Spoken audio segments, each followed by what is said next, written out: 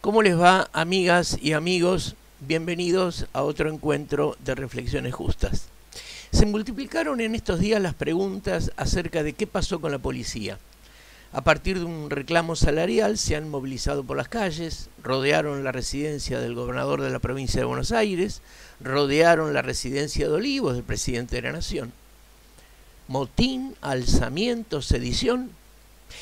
Sí, algo de esto hay. Somos muchos los especialistas que nos hemos abocado a estos problemas en la Argentina. El problema con la policía bonaerense es un problema viejo. Hay dos grandes momentos históricos que distinguir. Desde la integración de la provincia de Buenos Aires a la Federación, tenemos una policía brava, como lo son todas cuando sirven como brazo armado del poder de la derecha de gobernantes autoritarios. Súmese que antes de la reforma procesal de 1997, la policía cumplía función de juez de instrucción, conforme al viejo código procesal, conocido, todos lo conocemos como el viejo código Joffre, que databa nada menos que de 1914.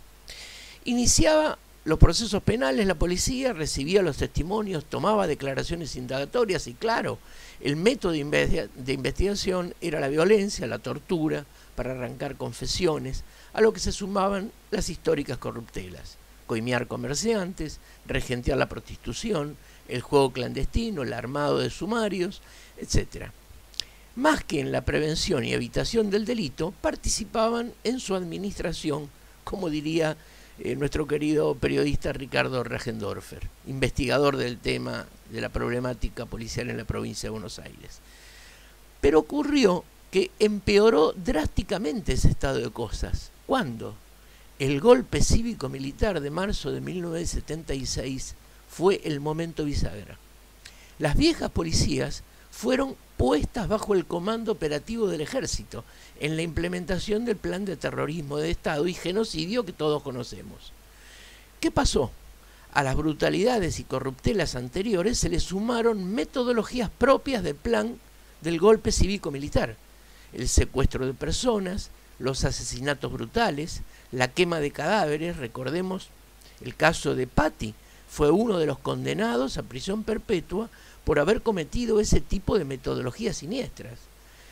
El sistemático fraguado de sumarios para justificar masacres, arrojar cuerpos en la desembocadura de los arroyos en el río, en los pastizales, en las zanjas.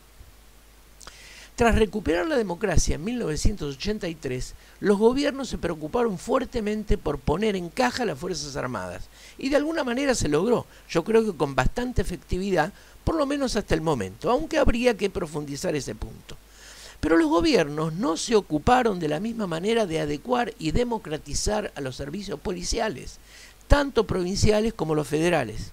Por eso es que desde 1983 hasta hoy, se siguieron produciendo innumerables casos deleznables, ahora más espantosos si cabe, resultado de lo que aprendieron de los genocidas del 76.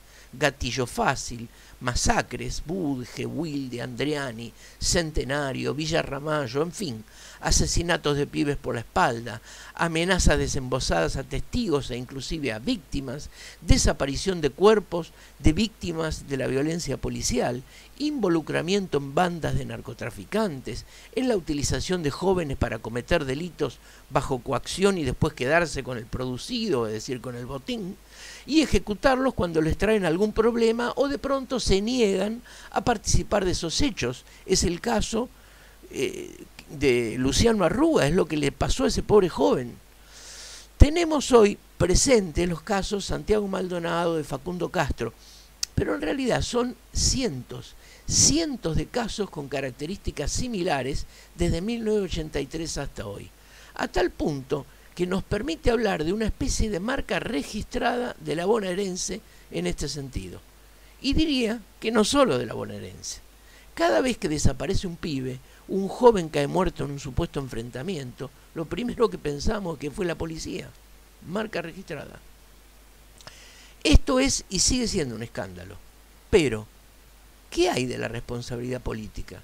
No digo que sean cómplices intencionales de esos delitos los intendentes, los gobernadores, sino que casi siempre, por dejar absolutamente la cuestión de la seguridad y el control del delito en manos de la policía, o por negociar protección a cambio de dejarlos hacer autónomamente según sus criterios, o porque muchos políticos honesta pero imprudentemente no les interesa el tema, no lo conocen o no está en el centro de sus preocupaciones, creen que la seguridad es una cuestión ajena que deben dejar en manos de las policías.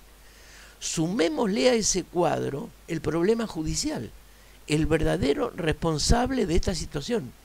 Recuerdo que cuando participamos en la intervención a la policía bonaerense en diciembre de 1997, conducidos por León Aslanian y técnicamente por especialistas y procesalistas de los más importantes, encabezados por Alberto Binder, verdadero autor del programa de la intervención, resultó que el principal opositor fue el Poder Judicial. Jueces de las más altas jerarquías provinciales nos pusieron todo tipo de trabas, llamadas telefónicas que yo mismo he recibido, que hiciésemos tal cosa, que no hiciésemos tal otra, que tengamos cuidado con esto, cuídenme a fulano de tal, no queremos que nos toquen a tal comisario, a tal otro. Cosas realmente insólitas. Hay ahí uno de los principales responsables de que tengamos estos sistemas policiales desmadrados que tenemos. Pero pese a todo lo anterior, es absolutamente cierto también que todo ese desmadre se produce sobre la base de una realidad incuestionable. Nuestros policías no pueden estar cobrando 20.000, 30.000 pesos hoy. No puede ser. No puede ser que tengan que comprarse sus equipos, sus chalecos antibala, pagarse el uniforme, los elementos de trabajo, buscar cómo hacer funcionar sus desastrosos y destruidos patrulleros, y con esos sueldos magros que cobran. Semejante cosa es una invitación directa, lisa y llana a que lo cubran a través de la recaudación ilícita, es decir, a través de comisión de delitos. Tienen razón cuando reclaman equiparación con la Policía Federal. Tienen razón de que son destratados. No tienen tampoco adecuada cobertura médica. Ellos también dependen del IOMA, que se la destruyó durante la gestión de Vidal. Todos lo sabemos. Se desviaron fondos del IOMA para su campaña política, lo cual se tradujo en desatención y muertes, nada menos que eso, en muertes. Por eso es que hay que cubrir esas falencias imperiosamente.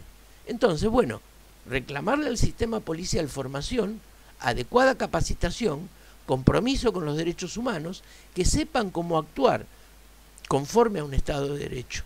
De lo contrario, maltratados, mal formados con métodos de la dictadura, mal capacitados, mal conducidos, entonces claro, ellos creen que está bien agarrar a un pibe que por ahí manoteó una cámara fotográfica, sustrajo una cartera o robó una bicicleta y molerlo a palos o dispararle por la espalda, torturarlo en la comisaría o asesinarlo.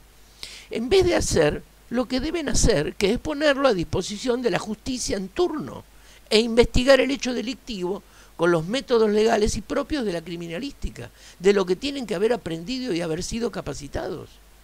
Los destratan, les pagan miseria, nadie les explica que matar y torturar no está bien, entonces pasan las cosas que pasan, y cuando son hechos que conmueven a la sociedad, terminan presos, condenados a prisión perpetua, y claro, no entienden, dicen, pero ¿cómo?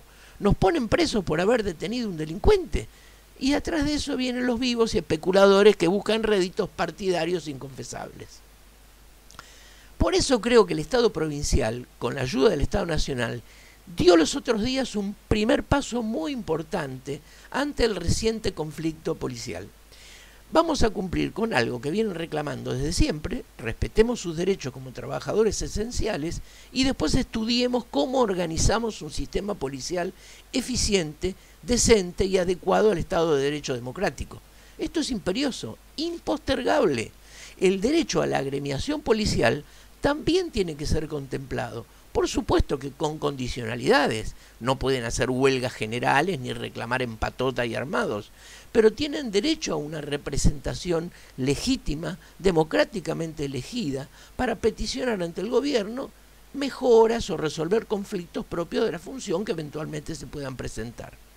De lo contrario, como lo vimos los otros días, en las protestas se cuelan exonerados, narcotraficantes, procesados, chocobares, golpistas y delirantes que se sumen a la revuelta puramente para complicar al gobierno. Los periodistas no saben a quién le están poniendo un micrófono para que hable.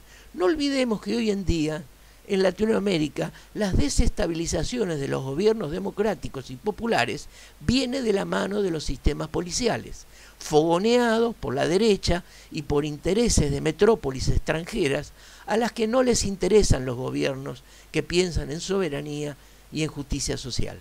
Seamos inteligentes, reflexionemos sobre esto.